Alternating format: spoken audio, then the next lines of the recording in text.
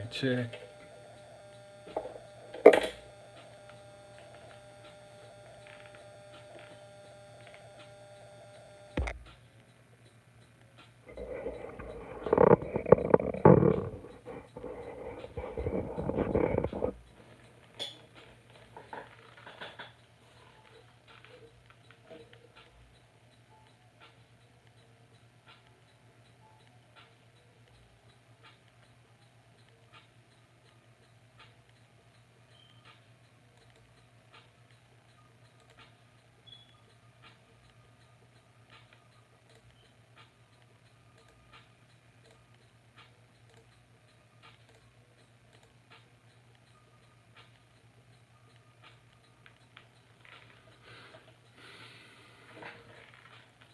Peace. Peace to everybody. Can y'all hear me? Somebody give me a 1 if you can hear me.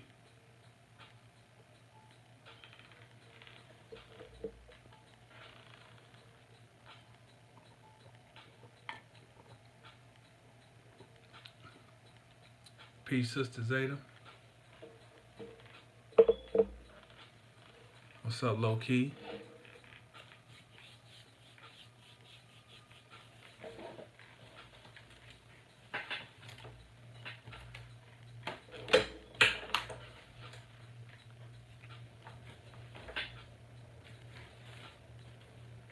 Y'all gonna have to bear with me, cause I'm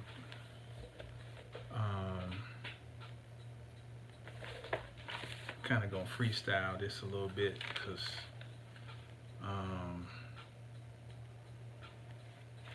it's just like, where do you begin?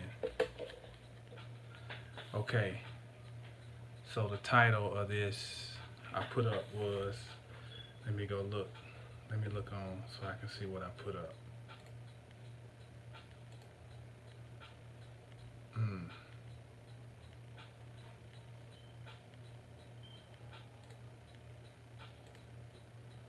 What did I call this?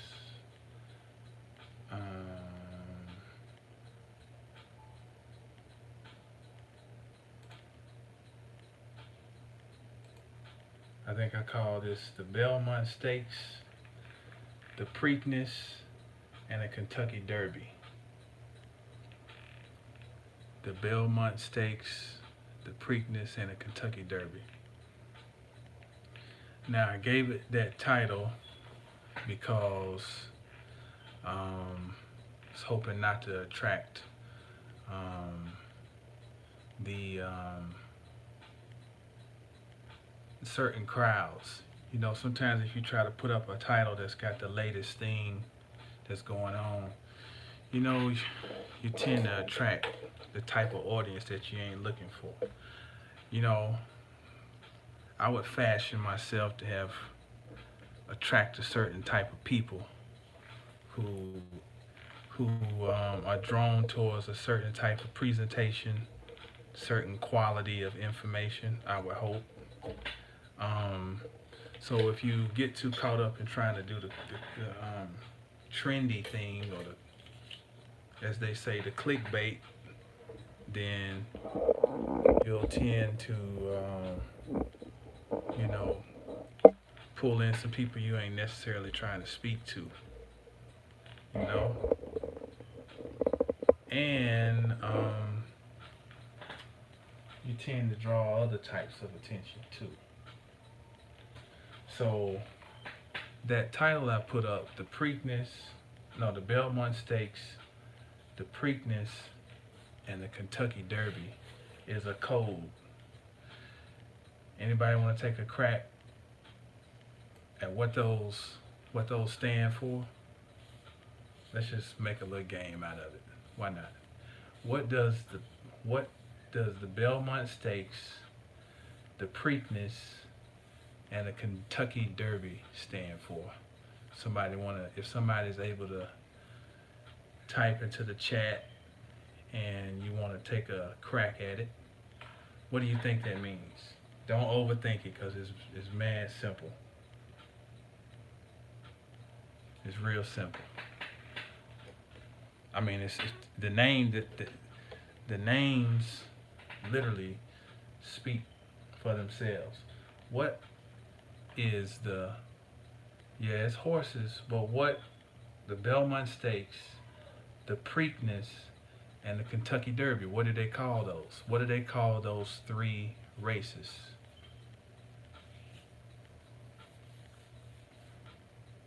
If you win those three races, you have won what?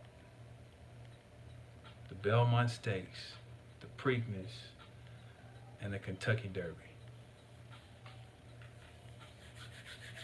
Come on, y'all. Get your Googles on. Cheat. When all else fails, cheat.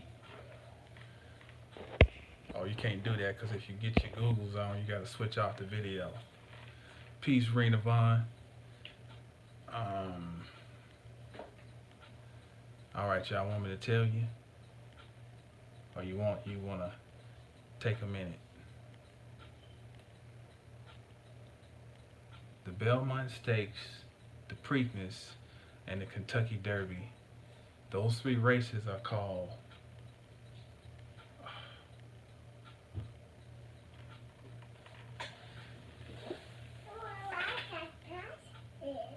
what, baby? I like that. You like my glasses? Yeah, I like that. What are you doing after bed? Huh? I like that song. You like that song? Mm. Okay, y'all think about that for a second. Oh, please.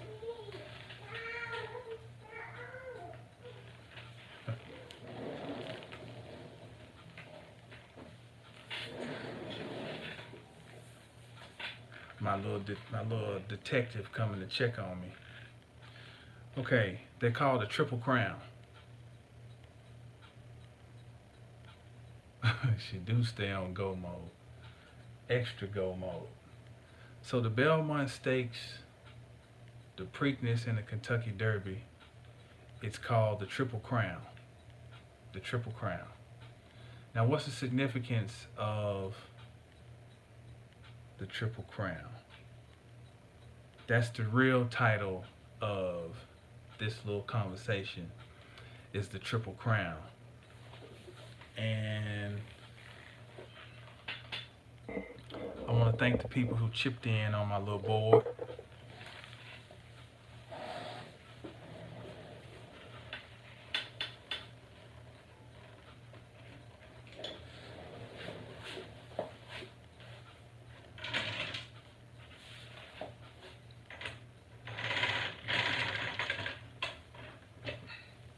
We're going to put it to use tonight.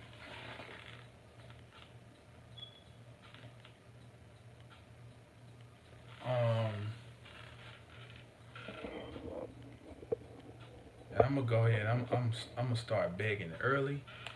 What I need now is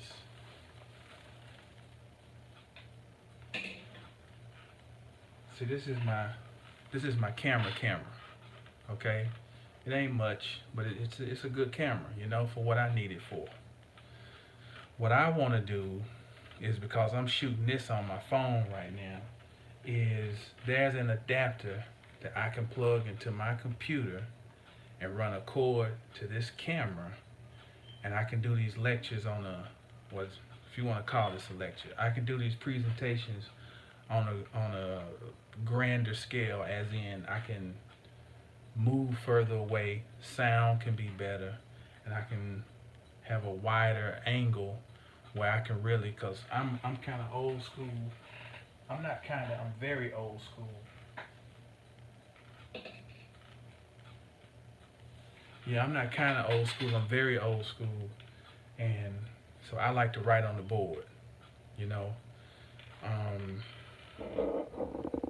It just makes for a much more engaging process, and I would fashion myself to be a teacher. So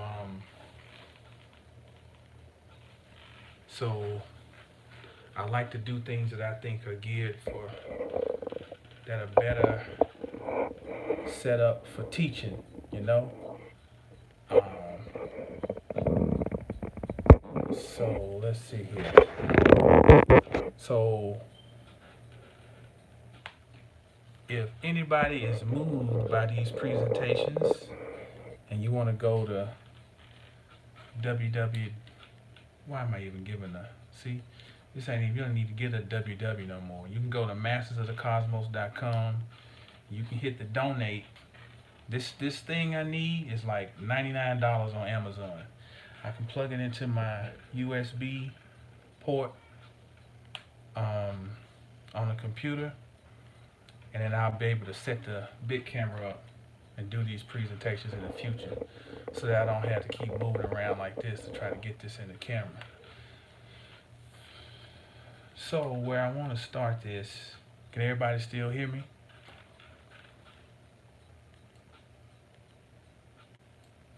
Give me a 1 if y'all can still hear me. I just want to make sure I'm coming through. Bet. Appreciate it, low key. Okay, so right now we know that what's in the news is this.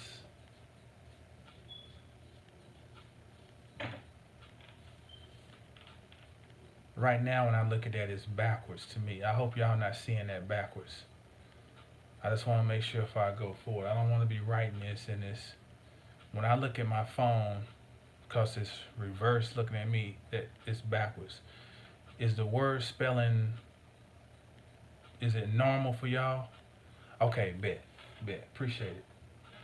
So this is what's in the news right now. Okay?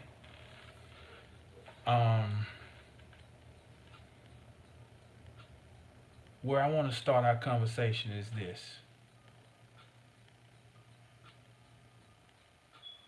There once was a time in this country where illiteracy from a connotative sense was very high.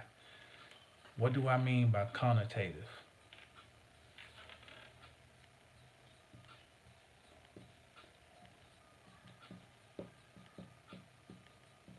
That word right there. Connotative. I'm speaking in the connotative sense. That means the perceived meaning of a word. So connotative deals with perception. And if you remember the conversation we had, it's Sister Zeta, it's let me pull it up. It's an adapter. It's a USB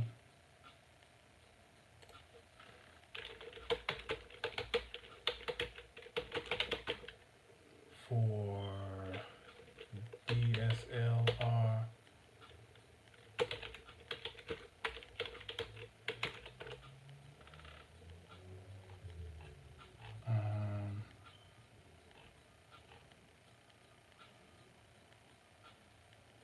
It's actually 159.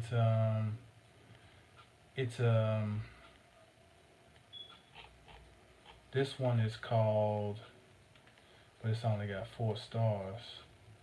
This one is called USB Capture HDMI video card, broadcast, live stream, and record. But that's not the original one I saw.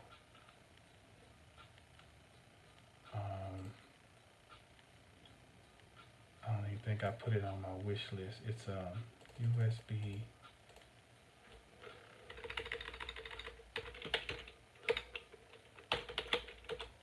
camera, USDLR.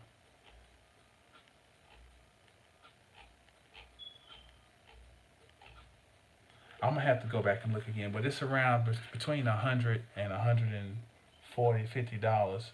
But it basically allows you to capture the video and stream it through the computer to YouTube, so that I can get the capabilities of my camera, clearer picture, better sound. But either way, we're gonna make this work, for what we got going right here, as we always do. So what I'm speaking of when I talk about literacy, I'm speaking from a connotative sense. That meaning the perception of what we think that means. Why is that important? We learned from the great C. Freeman L. that Noah Webster was commissioned to come to America to, in his words, fashion the language. Fashion, what we think of with fashion, we think of, you know, clothes, what shows, how something looks, the external, the exterior, which would be connotative. He came to teach connotative linguistics to the masses. The ones who would learn what we would maybe call whole language would be your people, first and foremost, would be those that formed the Ivy League schools. That was actually an education when you came here. Or in the late, mid to late 17th century and going on into the 18th century, those schools were your first schools of higher learning. Everything else was just training, because at this time the Industrial Revolution is taking off in the mid 18th century. So he would fashion connotative linguistics. And an example of the significance of that is the word literacy itself.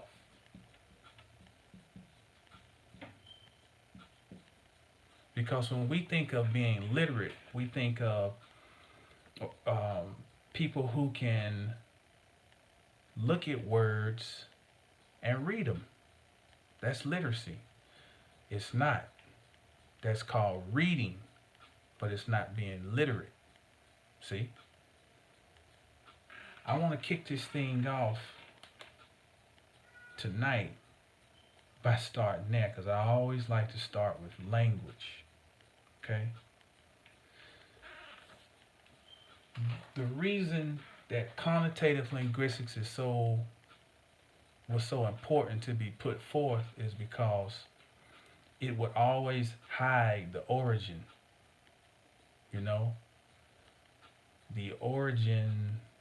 If you can get to the origin of something, you smoking. I mean, you are on fire when you get to the origin, because now when you get to the base of things, if you're dealing with religion, if you can get to the epistemology, if you're dealing with philosophy, you get to the ontology. You get into mama, you get into the core. You're dealing with language, you get to the etymology. You get into mama, you're getting closer to the core. Okay? Which that would be what we would call denotative. Okay? As opposed to connotative. All right. What I'm going to give you now is the denotative meaning of literacy. Okay? But first I'm going to break down reading. Because what we associate with literacy is reading. And it's not. They're two different things. Okay? Reading comes from a root R, A-R. And it means to arrange. So basic reading is being able to arrange or to spot the arrangement of letters. It has nothing to do with actually being able to comprehend. It's just being able to recognize the arrangement of letters. Okay? Literacy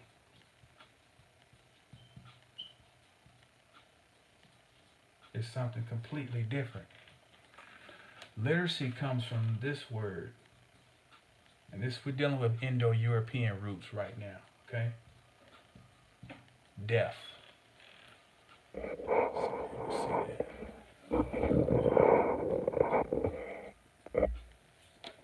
This is why I want this adapter. This right here, because I can just back on up.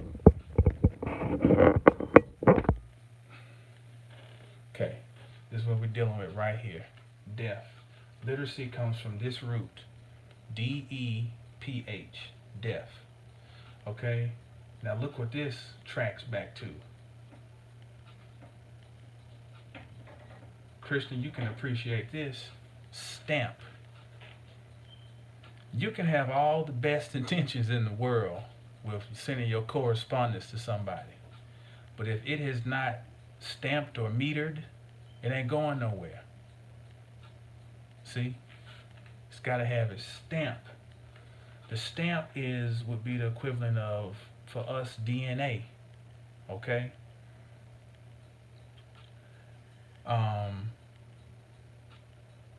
Stamp then, because that just tells us a little bit. So now, what I'm also showing you with these conversations is how my mind works like a detective. It's not about showing you a delicious, huge piece of bass fish that I caught, and I filleted it and laid it out for you, and you got this delicious meal. As a teacher, you get more pleasure out of showing how to learn than just sharing information just so you can beat your chest and say I'm deeper than you. The real joy comes in being able to convey how to learn. That's what I'm trying to show you, okay? How to be curious, how to ask questions. So as I looked this up and found stamp, my next thought is, well, let's dig deeper into what stamp means, okay?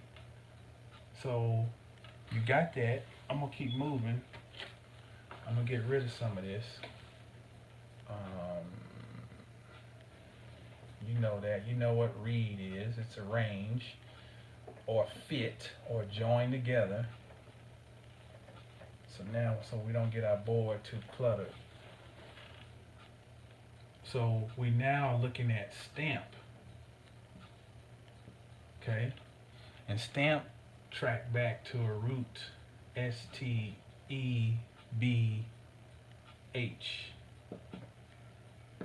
Okay? And that means first. Now we're starting to get somewhere. Now we're starting to get somewhere, because we know whenever we're dealing with etymology, we're dealing to the beginning of things, or first. It's one of the times I wish I was right-handed, because works against you being left-handed. It would be better if I could just write it like this, wouldn't it? It'd be perfect. Everything's set up for right-handed people in this world. My desk is set up. Everything's going. I need a desk that's on this side, and I could be. That's all right. So steb first, okay? It also means to encircle. Now we're starting to get somewhere. Because this is a feminine principle in itself. To encircle. That's a feminine principle. All of us came out of something that encircled us, you know? You know, your mother's belly. The belly, okay? Place of gestation, encircle, all right? And when we're looking for the etymology of a word, we're looking for mama, remember? All right. Now, as I was looking at this word, and they kept breaking it down, it got to a point where they referenced that part of this family is a Greek word, and this is a abbreviation for Greek. Some etymology books put it as GR, but we're going to use GK. You'll see it both ways. And they had this. This is where we really start to turn the corner.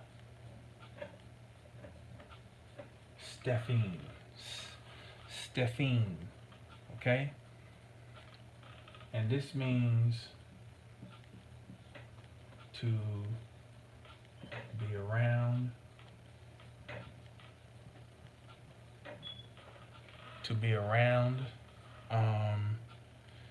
as a wreath.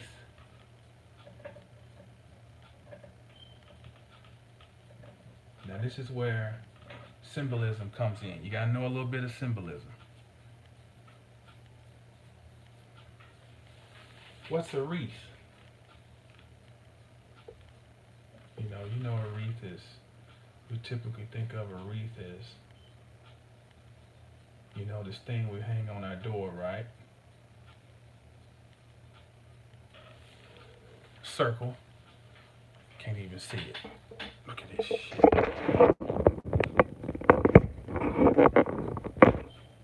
Okay, that's a typical wreath, But that same wreath that we hang on the door can then be like this, and it can be sitting on a person's head. Okay? And once we do that, it becomes a corona or a crown.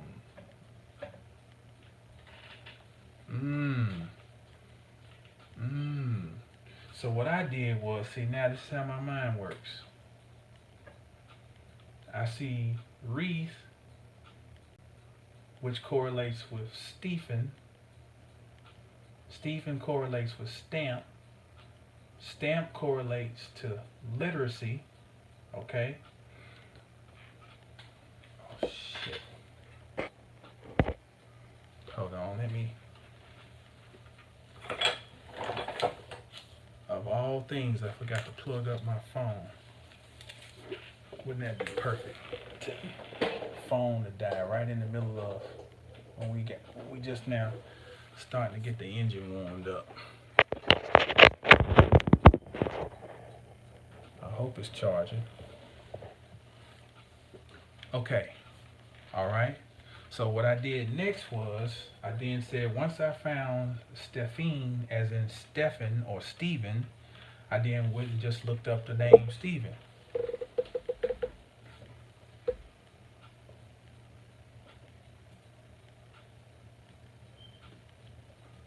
Okay. And let me show you what that led me to. Then we go Stephen. All right. Stephen ties back to a root which is BHER.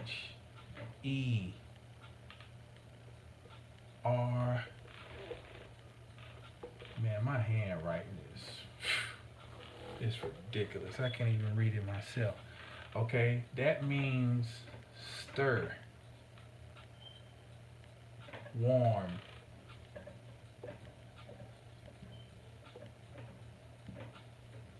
boiling. Okay. Some of the words that come out of this family. Now listen to these words. Tied back to the Greek phreatic, we have ferment, fervor, fry, breath, breathing, breeze, bread, broth, brew, brood, breed, brand, and burn. Burn. Let me show you something here. Warm, boiling, brew. Oh, we already got boiling.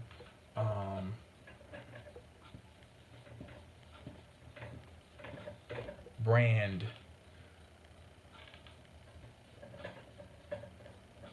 Broth.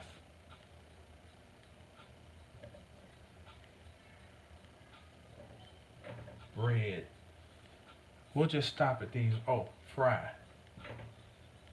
Let's just stop with all these right here. All of these have something in common. They all got something in common. They all require heat,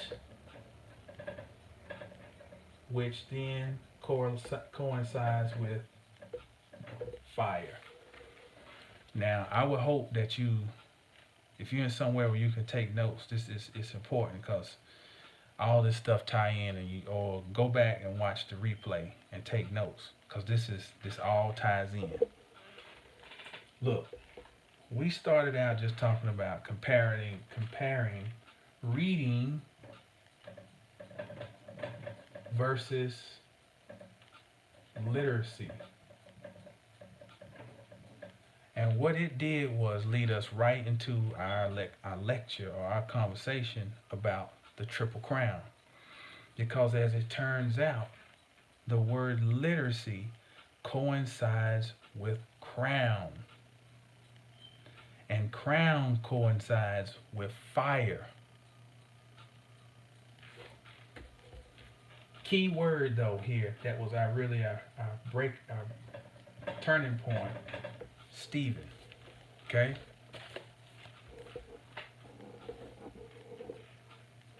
Right on, Dark Truth. Get that paper.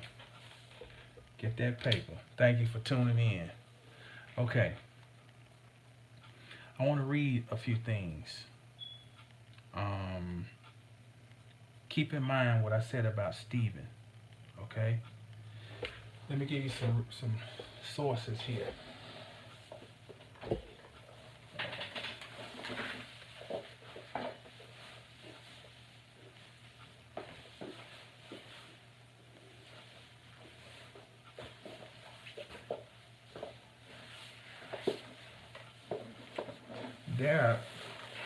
I have a holy trinity of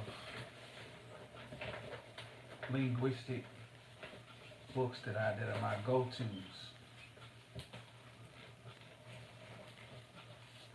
This is my holy trinity. This 2-volume set right here is called The Interpretation of Language. Okay? And these two books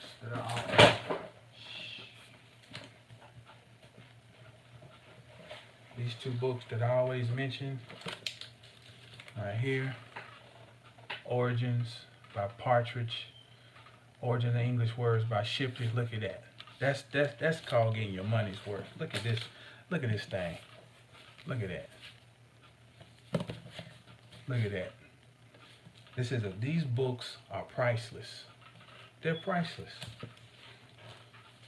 Especially when you know the history of how the country came about as far as what we know it to be today. How the emphasis that was put on hiding and rearranging language. Two more priceless books.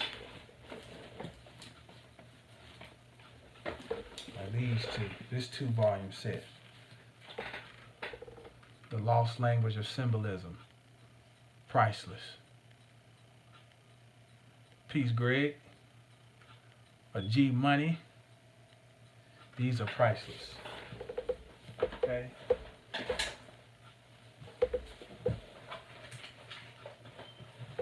And Quiet is Kept. This is priceless. You know what tickles me?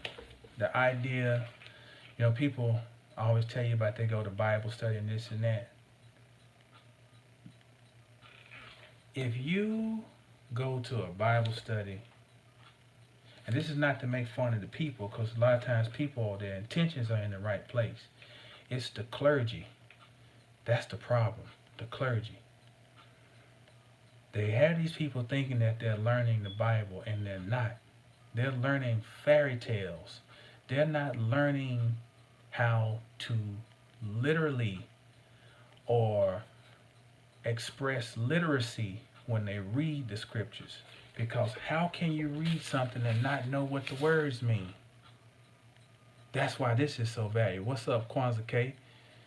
That's why this is so valuable. It's another. Okay. Now that I got that out the way, that unpaid commercial. I brought these up because in these sets of books is where I'm going to be referencing what I'm reading. First of all, it says one of the titles for Osiris is Lord of the Lofty White Crown. Okay? Lord of the Lofty White Crown. I want to read. We're going to go to the old Bible. And I'm going to go to Isaiah 28 and 6. Isaiah 28 and 5. 5 and 6. Isaiah 28, 5 and 6. In that day the Lord Almighty will be a glorious crown, a beautiful wreath. I erased it already. Remember I told you the correlation between wreath and crown? Well, right here. In that day the Lord Almighty will be a glorious crown, a beautiful wreath for the remnant of his people. He will be a spirit of justice to him who sits in judgment, a source of strength to those who turn back to battle at the gate. Stop right there. That's eschatology.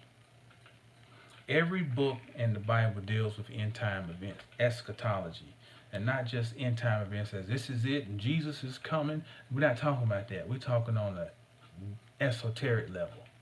We're talking about the end of a chapter. Eschatology speaks to the end of a chapter and the beginning of a new chapter.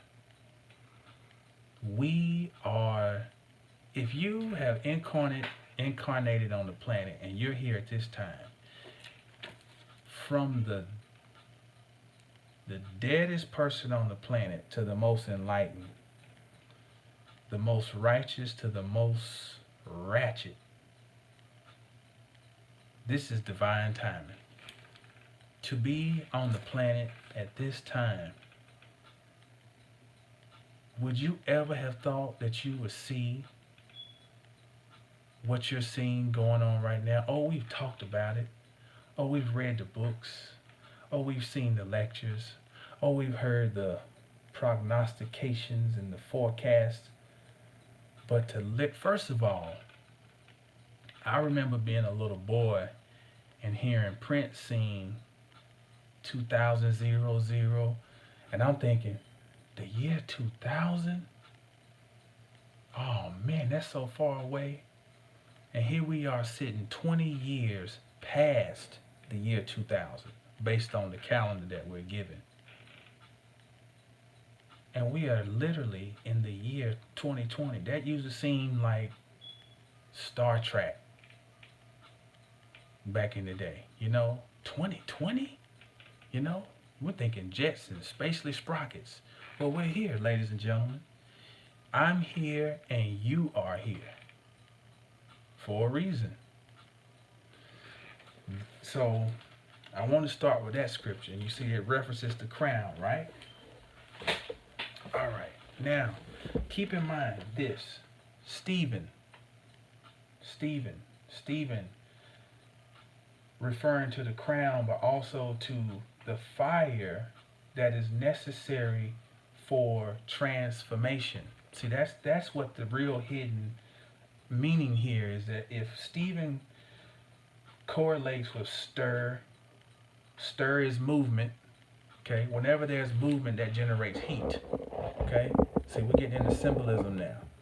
Whenever there's movement, that generates heat. Warm, boiling, brew, brand, broth, bread, fry. All these processes requiring some type of heat. Okay? This book here, The Lost Language of Symbolism, says the crown is associated with the great fire one. Or all the powers and principles of heaven. Now, he references a book. I'm not going to say the book's name, and that's just because there's like a quiet book burning going on. You mention a book on the video, you save a book on your wish list, or you make a purchase, you go back and look, and the book then shot up 500% in price. So, buy your books now. I always say this, public service announcement, get your books. Get your books. Books. Paper books. So again, the crown is associated with the great fire one, or all the powers and principles of heaven. Now the book he references says, in reference to the crown as a symbol of the supreme under the synonym of or, which is light. Now you know or in the Bible, well, or would correspond with loud as hell, which is where the character of Abraham is from, of Chaldea.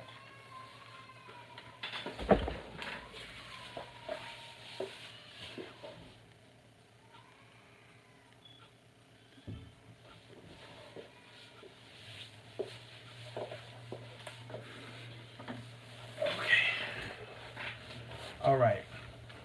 So he says he correlates or as in light with hour, which is the name of a Sabian genius. Now you need to do your work, do your research on who the Sabians are. Okay, then he goes further to say the great one fire is the burning bush that Moses visits atop. No, this is my note right here. The great one fire, I make this correlation because Moses goes up on Mount Sinai, or they also refer to it as Mount Horeb, and he sees God in a burning bush. Well, God in the burning bush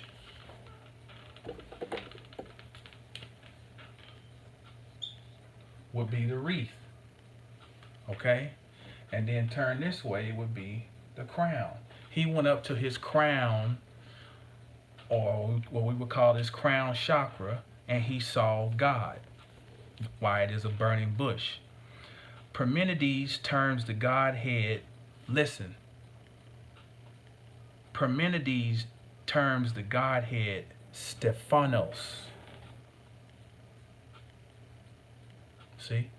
Remember I told you, remember this, we're going to reference it.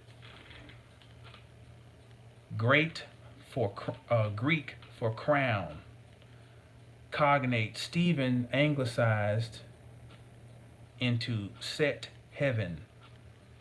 And to the designers of the emblems here, illustrated the crown served manifestly as a sign of that expected time when, let me get closer. Let me get this dramatic pause. And to the designers of the emblems here illustrated, the crown served manifestly as a sign of that expected time when everything irregular, disjointed, and awry would be set even. I want to read this one more time. He's referencing Stephen as in set heaven, or as the crown, or Stephanos. He's saying that it served manifestly as a sign of that expected time when everything irregular, disjointed, and awry would be set even. Osiris as Lord of the lofty white crown. Corona.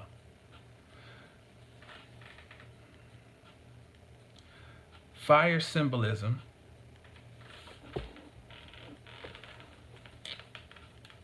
down here again. We're back down here. Here's another one for you. If I take away, now hopefully y'all got all this, so I'm gonna erase it.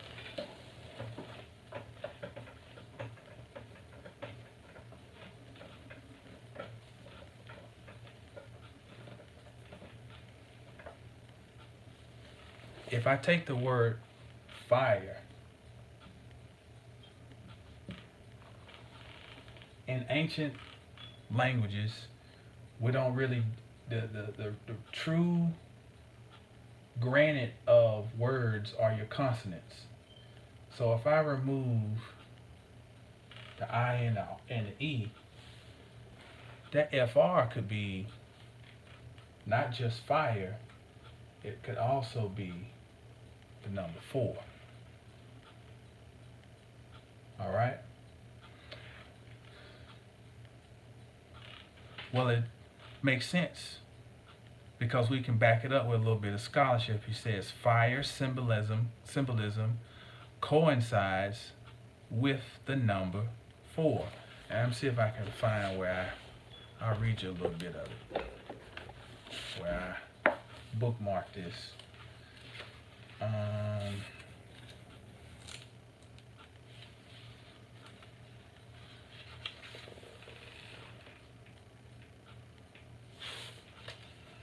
see, where's my page where I marked it?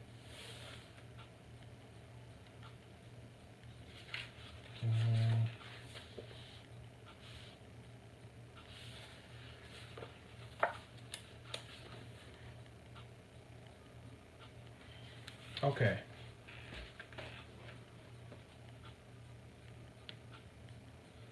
He says the Danish for 4 is fire, and the word for is seemingly identical with fire.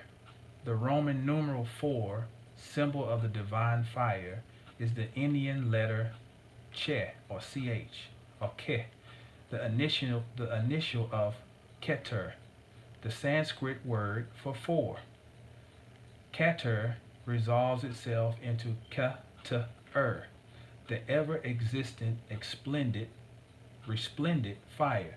Now it makes sense because if we say this is the word, which it has different spellings, but he's saying take it and break it up. Ka-ta or where is Abraham from? Of Chaldea, and in Hebrew means light. Light will coincide with fire. So he's saying ever existent, resplendent fire. The Persian for 4 is keher. The Breton is pure, father fire, or peter, which we know peter becomes peter, which is father. Also rock. The Lithuanian for 4 is paturi, which may be equated with pater, and the Greek is tetras or tataris. Okay? And we know that Hebrew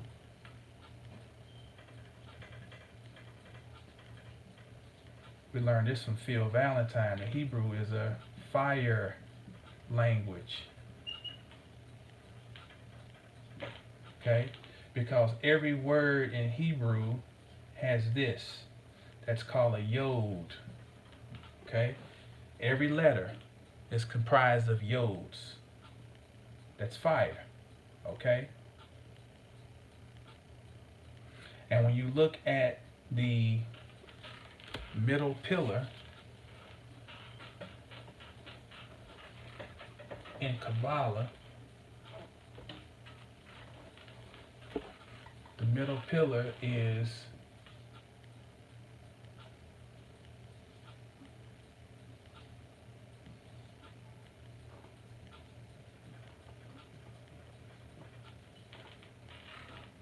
Kether. Look at this.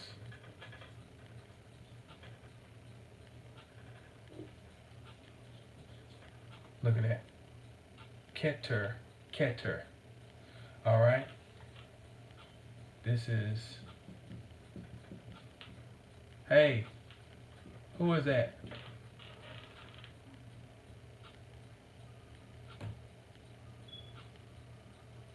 Open the door. What are you doing? This is Tifereth. This is, not Yod. This is Yesod. This is Malkuth. Can you see that? Well, this is 10. This is Yod, Hey, 5, Va, 6, Hey, 5. Now how many numbers you got here? 1, 2, or positions. 1, 2, 3, 4. That's the fire.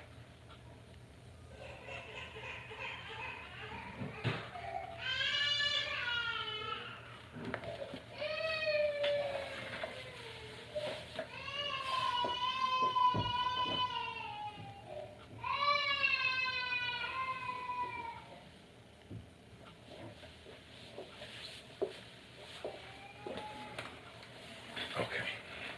So that's what you're working your way back to the middle pillar for. You work your way back to the middle pillar because this is where the fire is.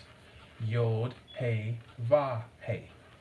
The fire is also, and remember, we're still dealing with the crown. Because if we talk about fire, fire is the crown. The crown is the fire. All right? I'm going to, let's go ahead and erase this.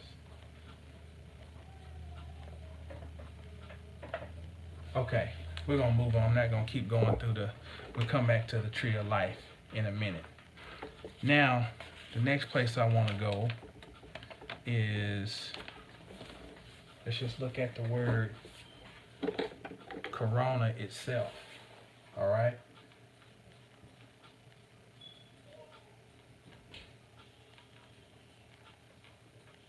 Okay? Talking about Indo-European, it comes back to, in one regard, coroni. It tracks back to the root cur. This is a family. Cur is a family. So you got cur 1, cur 2, cur 3. So here's 1, or cur 2, which means horn. Now we're going to get into the metaphysics. Horn, or horned animal. Okay? Then we're going to get into another one, is cur.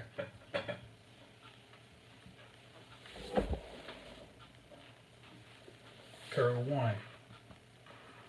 This is bend, turn. Okay? Or move around.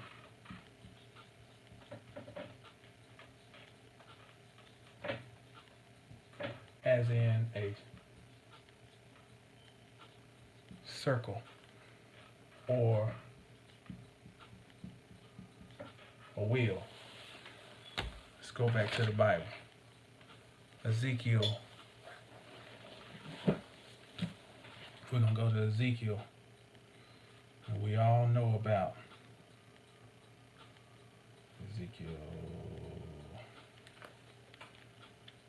Ezekiel 1. We're going to go right to the beginning of Ezekiel. What we're trying to do is just, we can't really speculate about what we don't know. We don't know ultimately from a conspiratorial standpoint what all is going on. What we can do is research what we know. Language always is and always was. That's why we you know, like they said, there's known knowns, known unknowns, and unknown unknowns. We don't try to get to the unknown unknowns by speculating the unknowns. We approach from the known knowns, which can then get us close to the known unknowns and so forth. That's why we're taking this route, okay? Because ultimately, they're making a game of things by throwing out minutia, a flood. One of my professors used to tell us, he said, you know, information is first hoarded, then it is distorted, it is embellished, and then it is flooded. When you flood it, then you don't know what's what.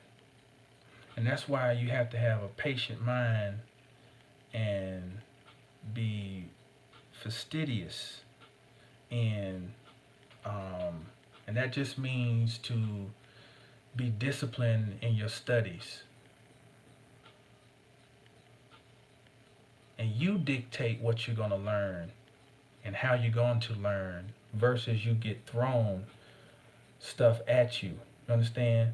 Because then that gives you the ability to take a measure of control over your life. That's what we're doing. We are the original scholars of the cosmos. We are the original teachers of the cosmos. So you got to put on that mantle. You got to take that crown and put it on of, I have the ability to craft my own curriculum. I have the ability to craft my own ability to learn and to learn how to learn. That's your birthright. To know how to teach yourself. So Ezekiel, in the 30th year, in the 4th month on the 5th day, while I was among the exiles by the Kebar River, the heavens were open and I saw visions of God. On the 5th of the month, it was the 5th year of the exile of King Jehoiakim. The word of the Lord came to Ezekiel the priest, the son of Buzi, by the Kebar River in the land of Babylonians. There the hand of the Lord was upon him. I looked and I saw a windstorm coming out of the north, an immense cloud with flashing lightning and surrounded by brilliant light. The center of the fire looked like glowing metal, and in the fire was what looked like four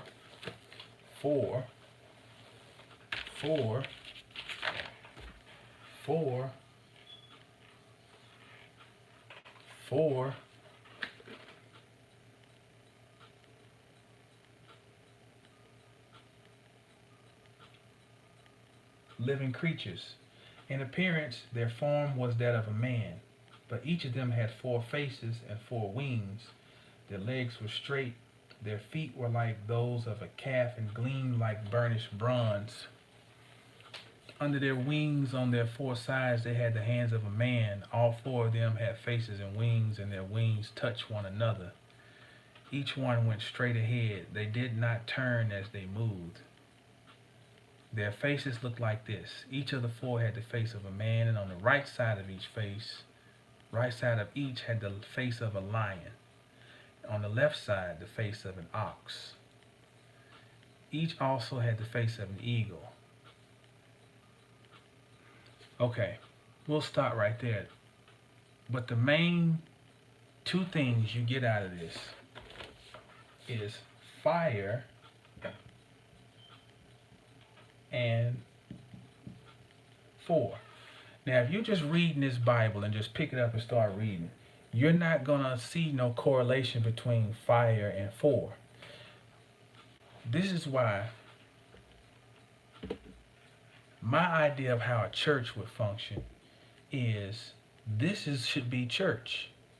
Right now, what we're doing right now should be what a church service should be like,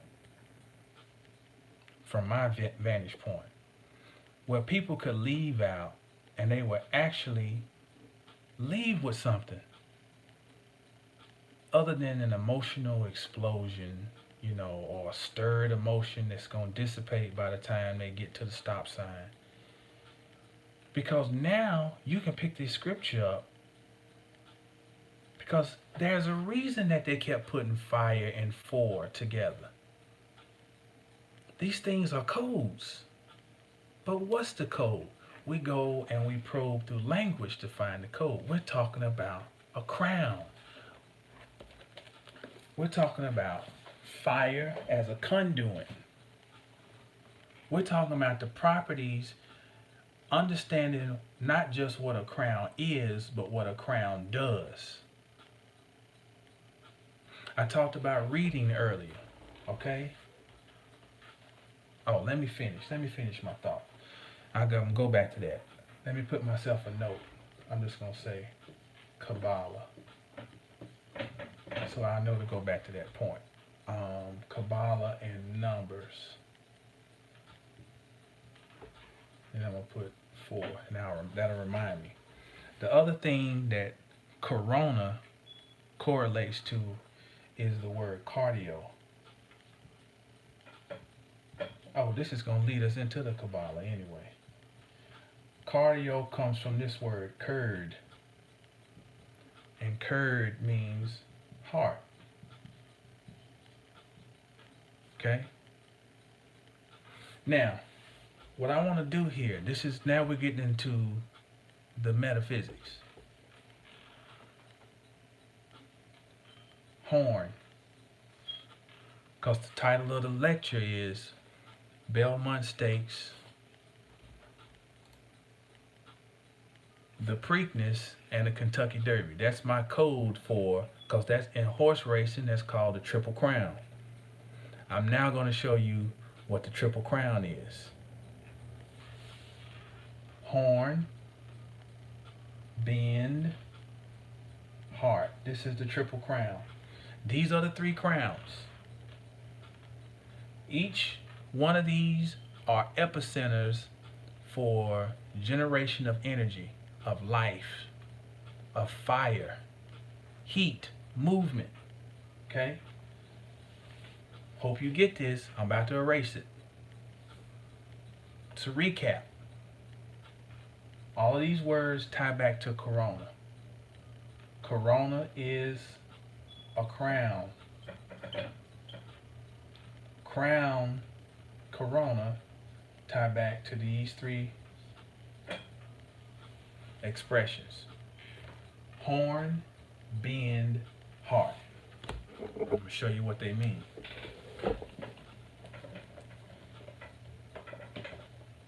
It's going to lead us right into a little bit of tree of life discussion. Okay. All right. So when we talk about bend, we're referencing mind. When we're talking about heart, well, hell, heart is heart. That's self-explanatory.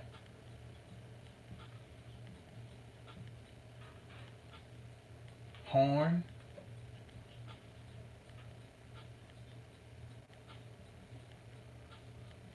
reproductive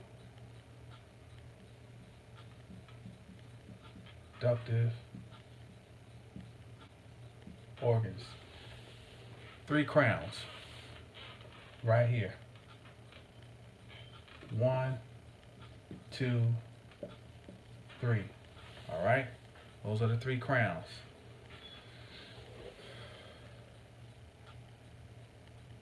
Now,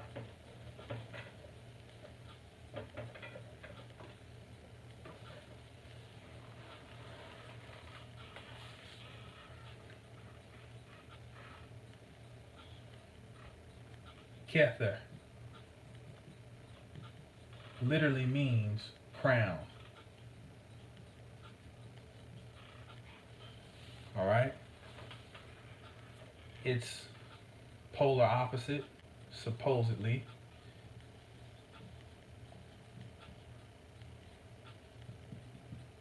Malkuth. And this is the kingdom, which literally, that ties right in with it's another crown. Okay? Now, what's the other crown? Let's see if my audience, you always got to come back and make sure your audience is engaged. Which, hell, it's only 2 to choose from. But what would be the Sephira that would be the heart?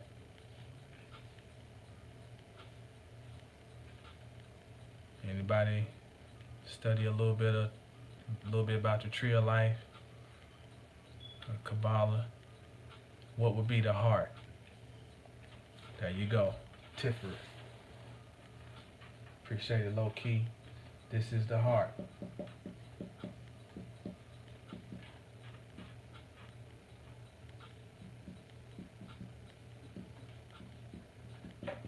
This is the heart. This is the epicenter.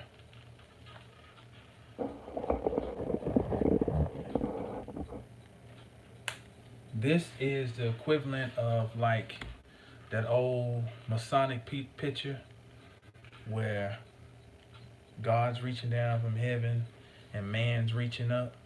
Well, where these fingers touch would be, this is the heart. This is an energy transfer station. Okay? This is also represents Christ. This is also David. Right here. Okay? Because this is where the supernals, the upper world, meets the lower world. This is where they can commingle. Okay? These are the three crowns. These are the crowns that are up for grabs. I want to say this again. These are the three crowns that are up for grabs.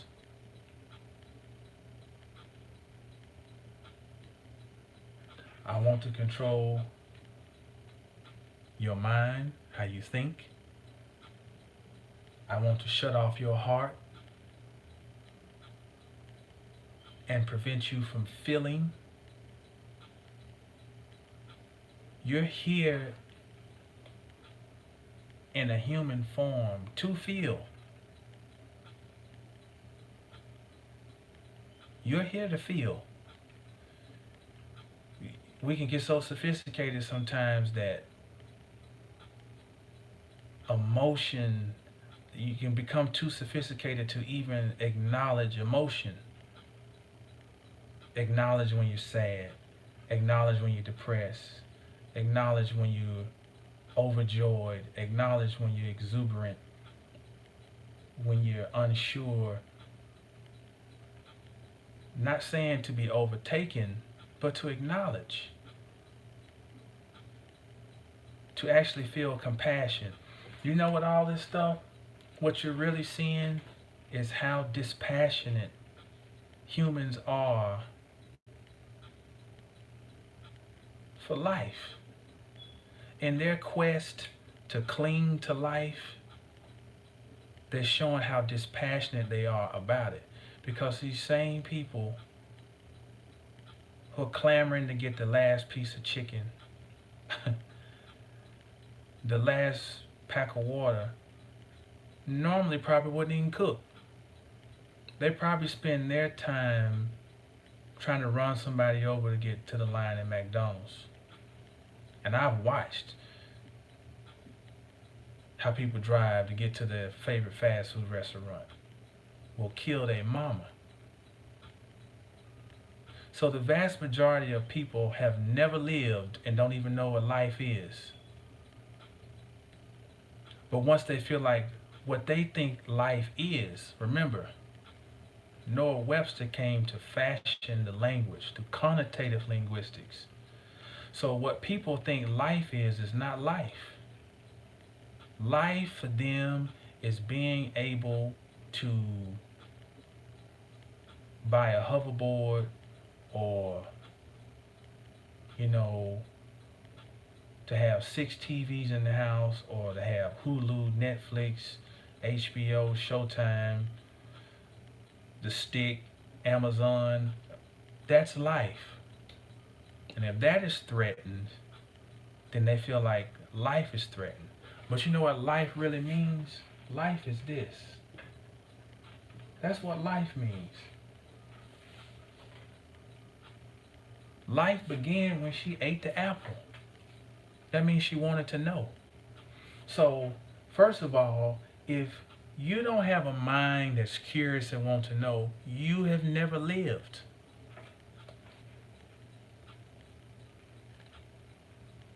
And that same drive to know was heart-driven.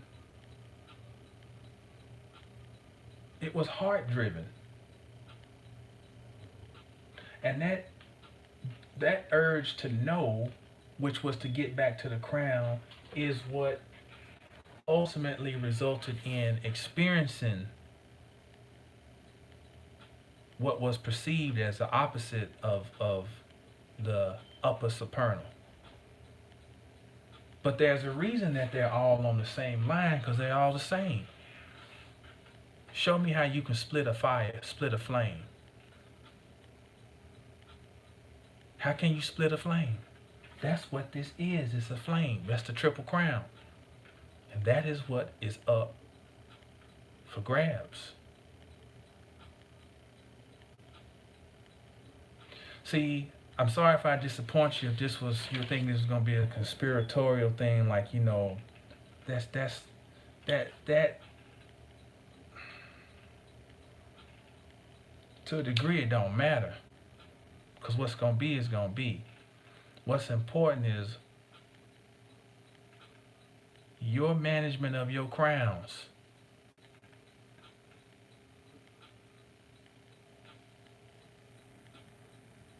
Your management. So I want to read something. I think this is some of the most profound,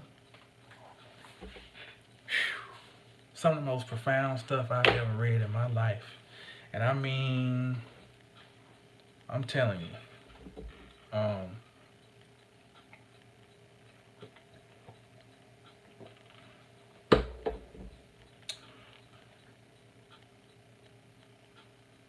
always preach about wisdom. There's a difference between having knowledge and having wisdom. I don't even know if I can do this justice. Let's see. I'm gonna go to Book of Proverbs. I want to read something. Book of Proverbs, and this is honors to the noble one, the great one, C. Freeman L. This is where I first learned about this passage.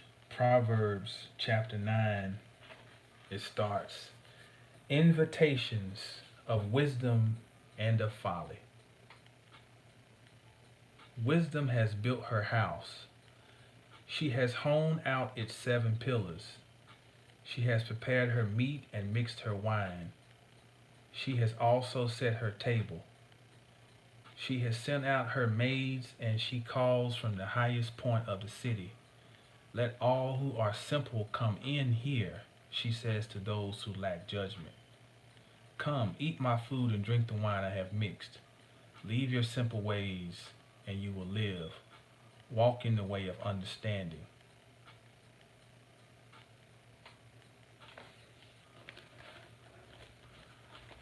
This thing is so heavy, and this not even what I'm really, the meat of what I want to read. But this passage can partly be represented by the Fool card in Tarot. Because basically, this is what she's telling you. It's telling you that your wisdom, you must become a fool to become wise. Give up your simple ways and come in here. Let me read further. Whoever corrects a mocker invites insult. Whoever rebukes a wicked man incurs abuse. Do not rebuke a mocker or he will hate you. Rebuke a wise man and he will love you. Instruct a wise man and he will be wiser still. Teach a righteous man and he will add to his learning. The fool takes the journey, leaving behind his what he or she thinks they know. Okay? That's the pursuit of wisdom. But I'm not doing this justice. Let me read something else. This is what this book right here, again, I learned about something I didn't know. I didn't know that the Ecclesiastes in the Bible is not complete. That there's an extended version of Ecclesiastes. And I want to read this right here, is some profound shit. It says, it is proverbial that wisdom is a crown of beauty. Her roots are eternal life, and her branches length of days. Blessed is the man who meditates upon her, for she is better for him than all treasures. Blessed is the man who approaches her and makes use of her commandments. She will place upon him an eternal crown and victory for all eternities among the saints. He will rejoice over her, and she will rejoice over him. And she will not reject him in all eternity. The angels of God will rejoice over him and will recount all the glories of the Lord. Behold, Scripture is altogether full of life. Eve. Blessed is the man who hears and acts. Listen to me, ye who fear God. Observe and give heed to my words. Whoever will inherit life, eternal gain, and great joy. Hear and obey all my words, and those shall be written in the books of life. Love the fruit of the Lord. Now, this is not run-of-the-mill. I just want to step in here, run-of-the-mill church language. We're thinking on an esoteric language level here, okay? So let me make sure we make this clear. Love the fruit of the Lord, and make thy heart firm in it, and fear not. Approach and delay not, and thou shalt find life for thy spirit, even when thou approachest like a hero and a mighty one. I think that's some of the most profound shit I ever read.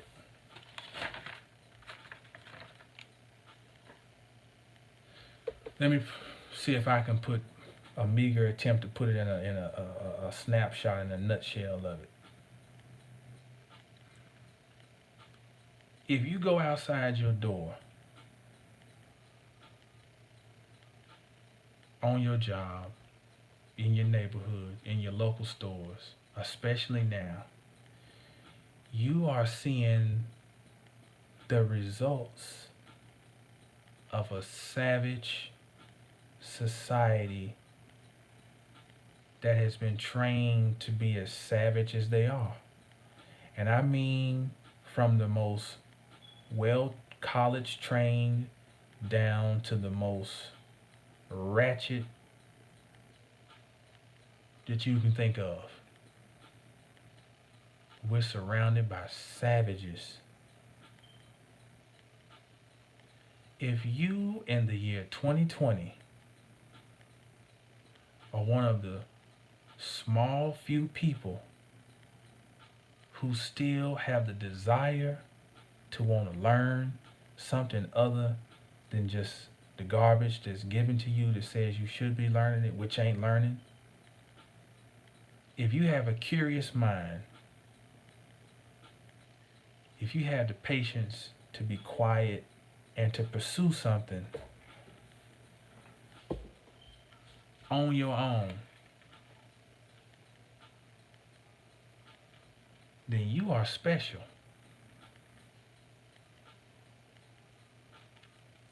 It's that simple. And you are in the pursuit for the crown, the triple crown. And the Sufis, this would be called what's either you're getting on the way or you're on the way. You notice it says in this passage I read, it said that her roots are eternal life, and her branches length of days. Blessed is the man who meditates upon her. You know, one of the Sufi symbols is the palm tree. And you wonder, well, what's the significance of the palm tree? And one day, I'm looking at a video on YouTube, and it's a guy who's doing some type of carpentry or construction work. And he says he's down in Florida doing some work, And he says, you see this huge palm tree right here. And it says, one thing about palm trees, why they cause foundation damage and such, is because they're well rooted and they seek water wherever they can find it. So that's why the Sufi uses the symbol of the palm tree. It's well rooted. And its root system is phenomenal. Huge roots. And they are constantly seeking water. And what's that? The water of life. What's life? Eve. What's the Lord? Potential. The word Lord, potentate, pot. That's why when a woman goes in that kitchen and can stir them pots and create a meal, she's working magic.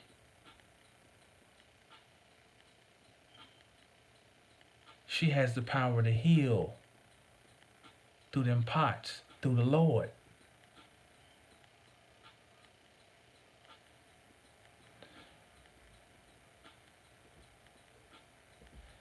Okay, I want to talk about some symbols, and I'm going to wrap this up.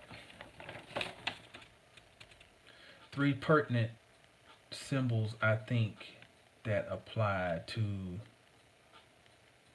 the times we're in. There's a lot of planetary activity in Capricorn.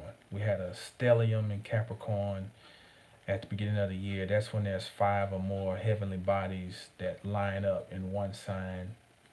And some of these planetary alignments hadn't happened in 500 years, 700 years, and so forth. I think I might save that for another conversation to really just look at the astrology of it. But Capricorn itself means the head. Head as in the crown.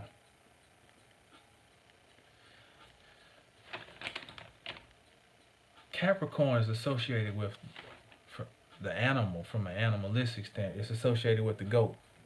Okay?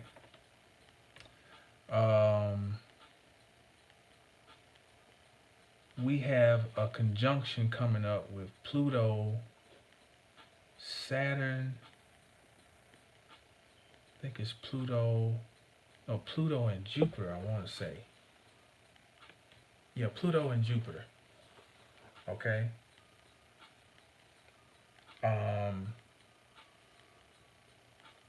And when I think of this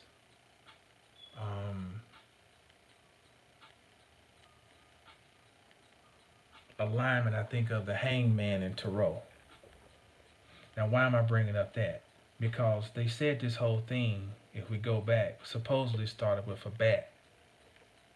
If y'all watch my videos, I did a presentation like this a while back, and I was talking about the bat, and I showed the bats in my office. Okay, so that's the second animal we got involved, the bat. And I'll explain these. The third animal we got involved here is the crow. Okay? And we're still dealing with the Triple Crown.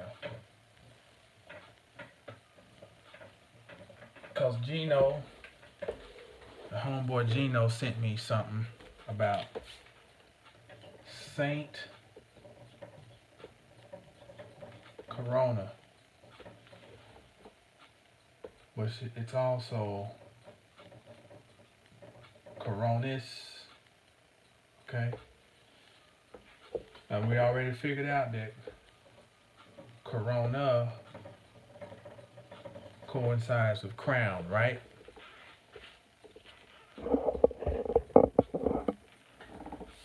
Well, I want you to stop and look at something for a second. What do you see right there? See how stuff is be hidden for us to come back and find it later? Crown is a crow. Okay? That's one crown. Second crown is the bat. Third crown is the goat. Capricorn. What's the significance of these? And how can this, what the hell is it other than just some knowledge, right? How can this really apply to you?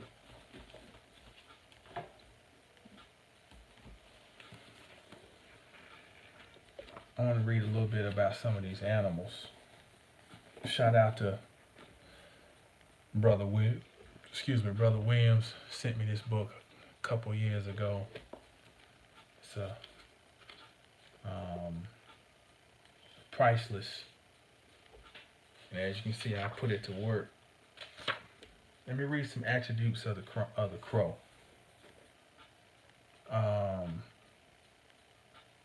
Black is the color of creation. It is the womb out of which the new is born. Your mind. That's why the crow is up here. Crow represents the mind. Let me put these two. This is the mind. This is the heart.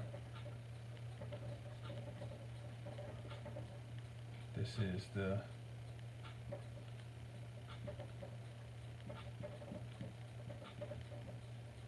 reproductive or genitals. Okay. Black is the color of creation. It is the womb out of which the new is born. It is also the color of the night. Black is the maternal color, and thus the black night gives birth to a new day. Although the crow is a diurnal or daytime bird, it reminds us that magic and creation are potentials very much alive during the day. The crow, because of its color, was a common symbol in medieval alchemy.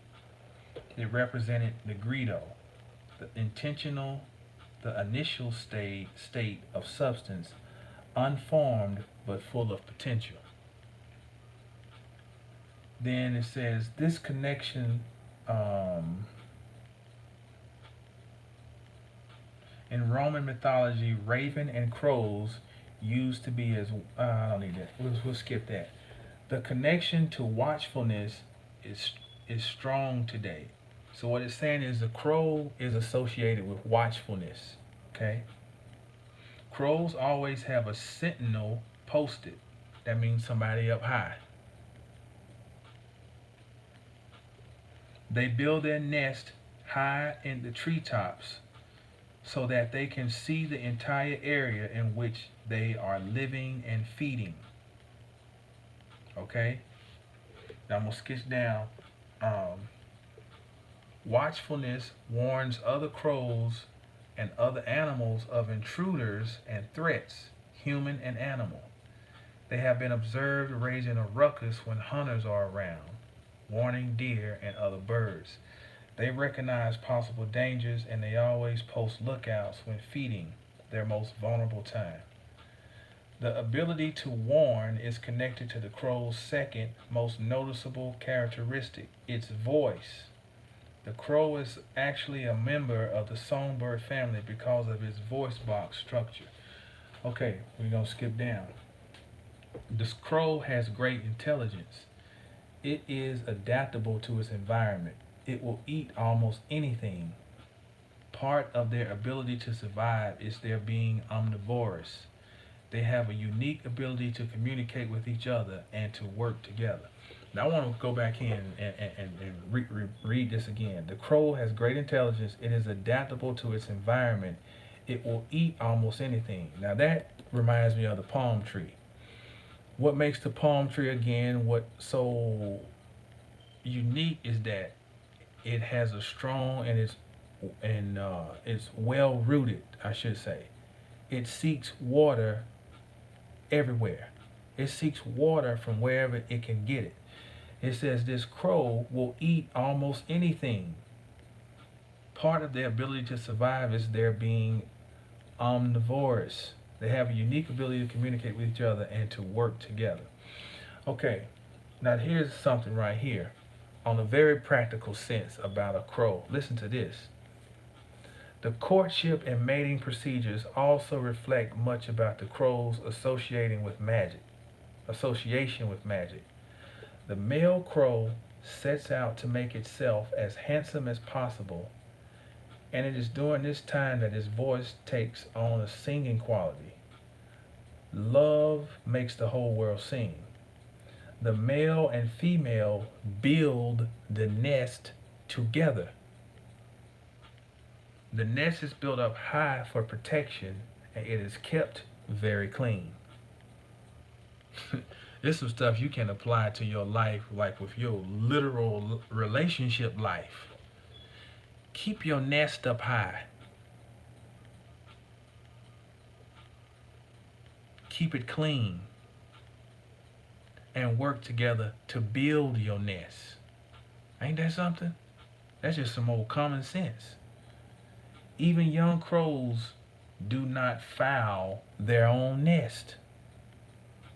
When they say don't shit where you eat.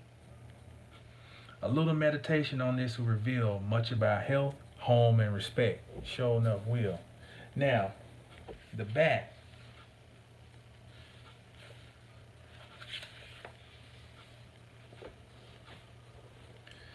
The bat holds the promise of rebirth and coming out of the darkness.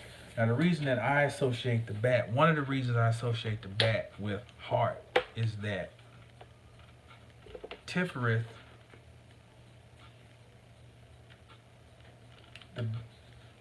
right here we have energies coming in and energies coming out of Tiferet. And what do we have here? We form an X. X, the character X represents inversion. That means we're taking energy and mirroring it, flipping energy, flipping it up or flipping it down. Okay? And that is what the bat and the letter X represent inversion. Inversion can also be considered conversion or conversion, okay? Or transference, moving something from one to the other, okay? That's the heart, okay? So let's read about the bat. It holds the promise of rebirth and coming out of the darkness.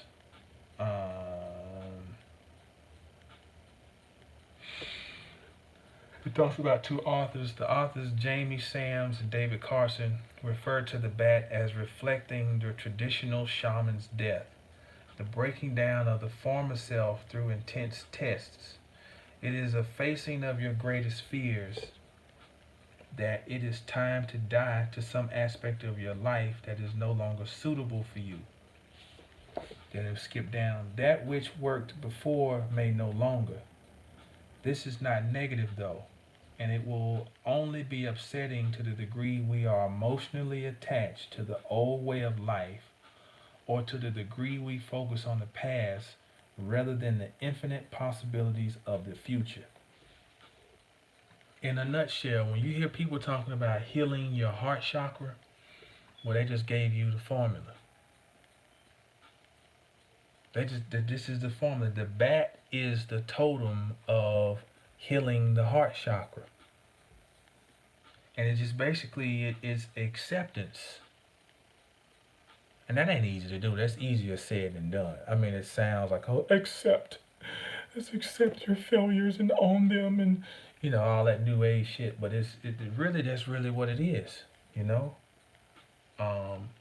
It's hard to let go. It's hard to let go. Just like it's hard for the people who've been falsely holding the crowns to let go. To relinquish these crowns to the rightful owners of the crowns. Or should I say the rightful custodians of the crowns. Because the original custodians never truly spoke in terms of ownership. It was stewardship, husbandry, looking over something, you know, living in if I dare say harmony versus that's mine, borders, walls, control. That's a whole nother thing. It goes further to say, remember that each time you trust your own inner promptings, you chase the fears within the dark corners of your mind away. Listen to this. You know, I used to always talk about feces so much. Shit. It talks about the waste product of the bat, guano, is also used as a valuable fertilizer. Again, comes back to inversion. That perfectly explains inversion. That which flushes out and is the most putrid is the actual main ingredient for the resurrection or the regrowth. The bat is also the only flying mammal. Its tremendously elongated finger bones support the wings, which are made of a tough, leathery skin. Its flight seems fluttery and jerky, but it is flight nonetheless. All flight implies a rising above. You may wish to study the general symbolism of flight as described in, okay. It says, the posture, bats sleep with their heads down. This posture has always reminded me of the Hanged Man card in the Tarot deck. This card reflects the piercing of two barriers and the opening to higher wisdom. It symbolizes a new truth being awakened. It also implies great strength and stamina to hold the ordeals that may beset you as you open to new consciousness. Its message contains the promise of new horizons and unexpected views about to manifest. Okay, let's move on. It's enough on the bat. Third one is the goat. And we're associating the goat with the genitals. And remember, when I broke down the word corona, this is still tying back to that too. One was bend, heart, and the horns. Horns as in fallopian tubes, okay? So that coincides with the goat. Listen to these attributes of the goat. Three attributes of the goat I want you to really pay attention to. Its thick wool insulates. That's one. Its greater skeletal flexibility aids in its climbing. That's two. And even its feet are adaptive to their environment. That's three. Right now, the south node is in the sign of the goat, Capricorn.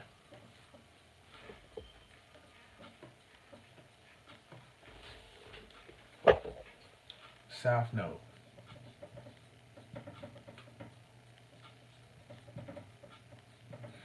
Now, if you don't know about astrology, the south node is basically represents. Let's see that. My marker's wearing out. The south node represents where you're at, basically. The north node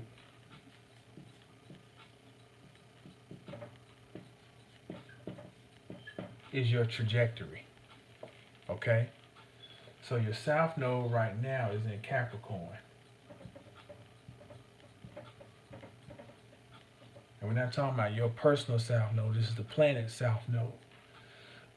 So naturally, the north node would be its opposite, which is Cancer. Cancer is emotion, and it's the home. Okay? This is rigidity,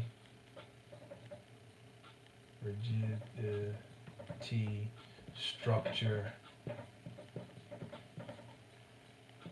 control. I'm not saying that these things are bad, either one, because anything can be negative out of alignment. But what it's showing is that this is where you're at, or where we at collectively, and this is where our eyesight should be looking for our trajectory. You should be focusing on the north node, okay?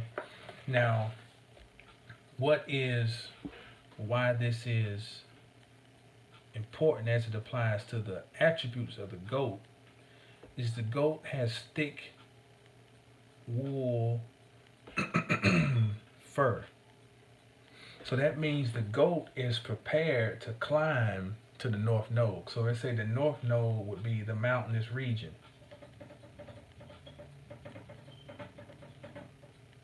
Okay, so we know it's a higher altitude cold. Well, the goat is prepared for it. It's got thick wool skin, or thick wool fur. Its greater skeletal flexibility aids in its climbing. That means it has the ability to bear a load, and it is, peace Erica, it is capable of maneuvering and having the flexibility to adjust to maybe some uncomfortable situations. Second characteristic. The third characteristic is that its feet are adaptive to its environment.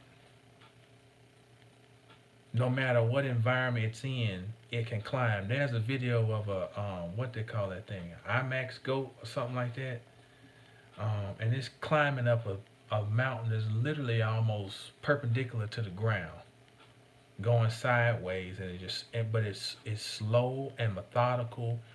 Every step is calculated. But this animal manages to get to the top of this mountain, and is physically impossible what it does. But it has the equipment to climb. You have the equipment in Malkuth to rise up. That's the lesson of the goat. The mountain goat is noted for its dynamic climbing ability. The toe acts like pliers, aiding their grip as they move up steep lodges. The soft pads on the bottom act as suction cups, giving them greater sure-footedness. They can stand on their hind legs and pull themselves up with the front. Even the kids can stand almost immediately upon birth and begin climbing shortly after. The mountain goat can, of course, descend much quicker than it can climb. The flexibility of its spine and its sure-footedness enables it to maneuver precarious paths and ledges that would kill other animals. It has been known to make leaps of 30 feet or more to small ledges, barely large enough to stand upon. This reveals much about the flexibility of its skeletal system, but also the ability of its knee joints to absorb shocks. The mountain goat holds the knowledge of how to stretch and reach for new heights and goals. It can teach how to have trust in your own ability to land on your feet. So what I've tried to do here is go from the magnificent to the mundane. We've tried to look at the metaphysics of what is currently going on, and to see what messages are being mirrored for us to glean and use in our own walk, but also some practical stuff that we can use on a everyday, day-to-day basis. Because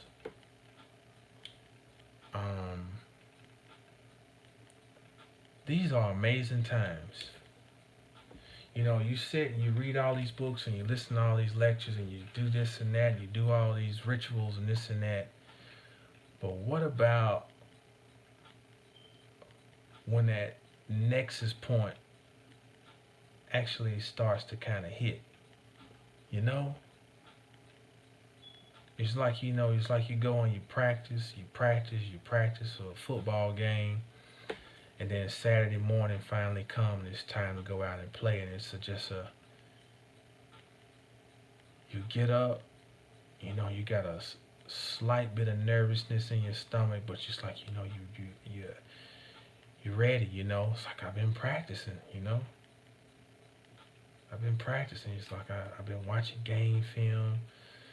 I trained in the off season. It's game time. So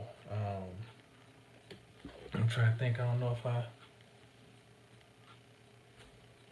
I'll go back and I'll remember stuff later on. I'll be mad at myself, like, yeah, I didn't get into that, this and that. I wanted to talk some more about some Kabbalah, but this we'll try to come back and do a part two of that's a I want to do a discussion on go back to where we started when we talked about reading and literacy, and how the difference between the two, and I want to show you something amazing about Hebrew numbers. It's so simple, but it's so amazing. And it helps demonstrate why or what the difference is between reading something and having literacy. Just by how the Hebrew numbers are expressed, and just the fact that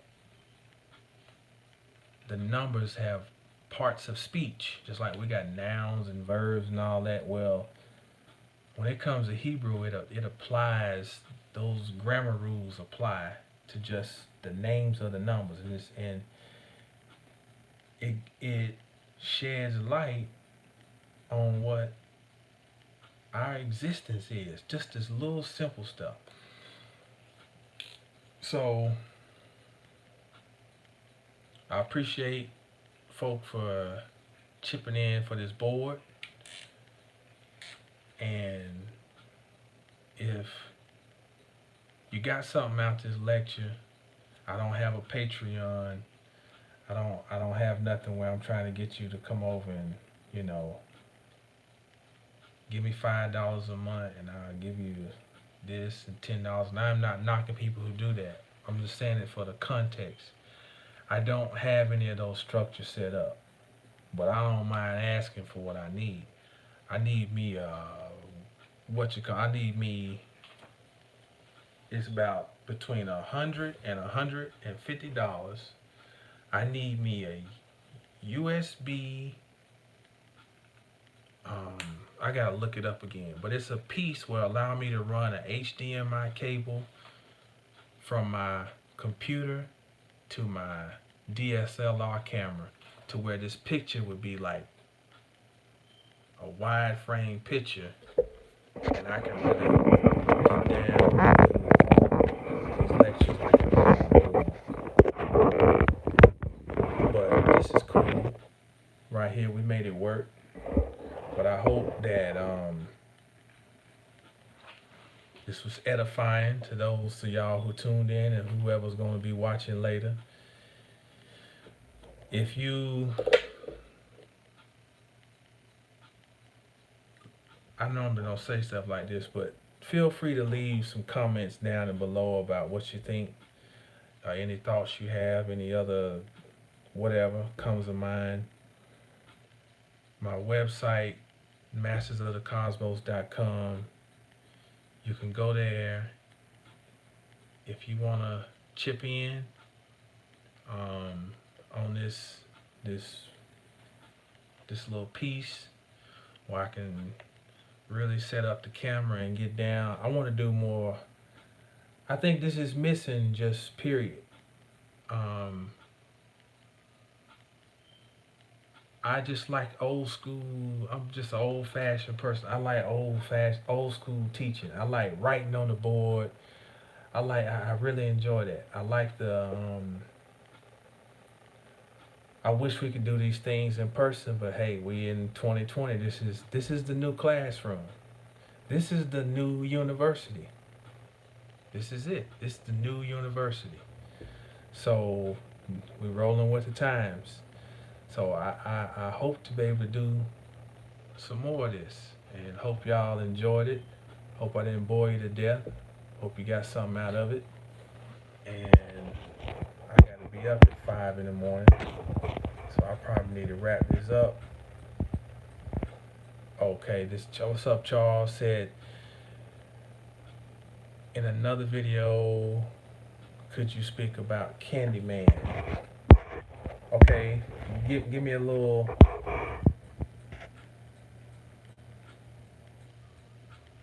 Carlos Montenegro's out of print Apollo. Okay, the the crow is El Cristo Negro. Oh, is the king of the Apollos that all Apollos must bow down to. Ain't that something? Hmm.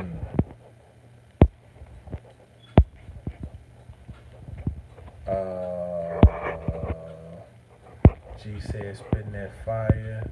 Ugly side of humanity for sure. Appreciate it. Um,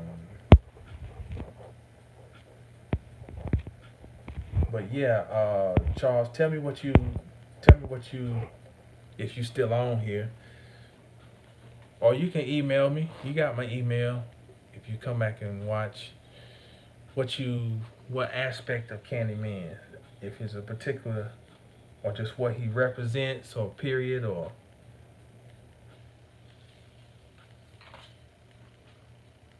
you know for sure his connection with the bees is that's heavy in itself, because the bees produce the honey, which is the another word for honey is melusine.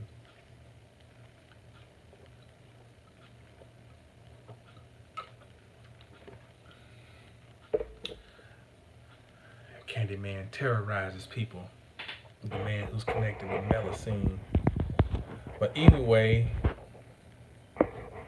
I'm gonna wrap this up. Appreciate y'all. Appreciate y'all tuning in. As we always say, stay down till you get up. You get up, stay down. And okay, bet Charles, I got you.